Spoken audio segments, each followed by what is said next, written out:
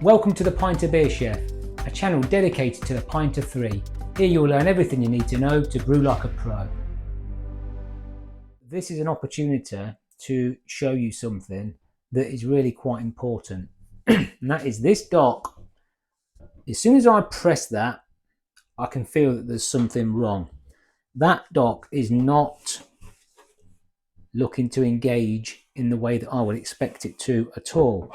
And what I mean by that is it's an unnatural resistance. I can tell that that does not want to go on there at all. Now, I could force it down and I could, turn it the other way around and try and put that on top, all kinds of crazy ideas. But if this doesn't want to go on, what the net effect of forcing it on is going to be to damage this O-ring. And once that O-ring is damaged, then of course it's going to start leaking. And that O-ring, in time, if it gets squashed or it's flat, it's just, the problem is just going to exemplify itself. It's going to get worse and worse. So you need to catch this early. In all my other videos, I always say brute force is never the solution to any techniques that you're going to use with your Pinter system, regardless of whether it's a stuck valve or a stuck lid or a sticking dock. So, that, like I said, that's a very unnatural resistance. It's hard to explain, but you'll know when you feel it. It's like it wasn't even made to go on. Now, if I force that on there, to me, I'm going to cause myself a problem. I've got no doubt about that.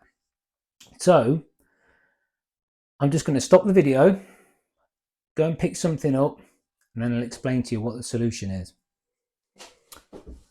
Okay, here we go. Now, what I've just gone and fetched there is some food grade grease. Now, it's important that you get the correct grease for this, and let me tell you why. Let me tell you the story. Pinter recommend against greasing these O-rings, and I'll tell you why. It's because most people had the tendency to use something like a little pot of Vaseline. Now, these petroleum-based lubricants, they actually long-term degrade rubber. So they're not rubber safe. They're not made to be used on rubber.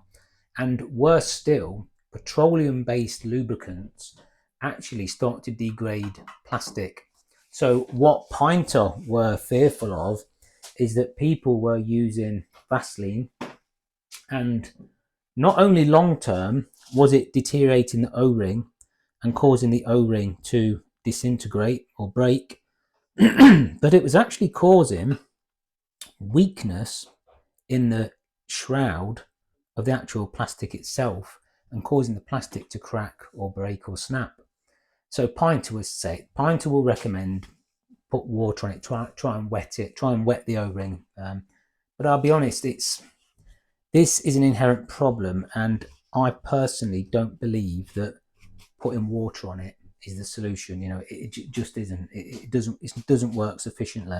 Now, I will put this onto the screen there. I'll put you a screenshot of that on. I bought this from Amazon. It was about £8, but this will last years. Literally, it will last years. Now this, getting the food grade grease, this is important because, of course, this is suitable for all machinery that processes foods. So if any of this happened to get in your brew, it's not harmful to you.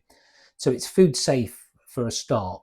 But more importantly, as I've just said, it's not petroleum based, and it won't deteriorate the rubber. It won't deteriorate the plastic. And this is actually made, it says on the packet, it's made for food machinery lubricant for O-rings. So this is exactly made for this problem. That's exactly what it's for. It's used in coffee machines, the cappuccino machines, the big expensive machines they have in the coffee houses, all that type of catering equipment. This is specifically made for this job.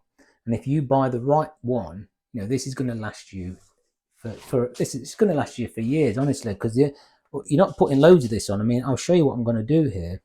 What I'm going to do is just touch it with my finger. So there's the smallest amount. I'll just make sure that the O-ring here is dry of water. And then I'm just going to, I don't know how well you're going to be able to see this, but I'm just going to rub it slightly around the edge.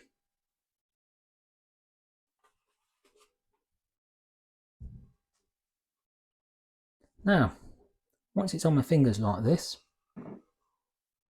just hold it like that, and rotate it forward and backward. Just getting my fingers down the edges to the best that I can. You know, you're hitting the top of the O-ring there and getting some of it on the sides, but it's covering it nicely. And any excess on the top, which there shouldn't be, you're only using teeny amounts here. So none of this is really going to get into your brew anyway, because this is on the outside. You know, this is going to be sealing on the outside. So you've got nothing to worry about, and it's food safe anyway. Now that there, now let's try again.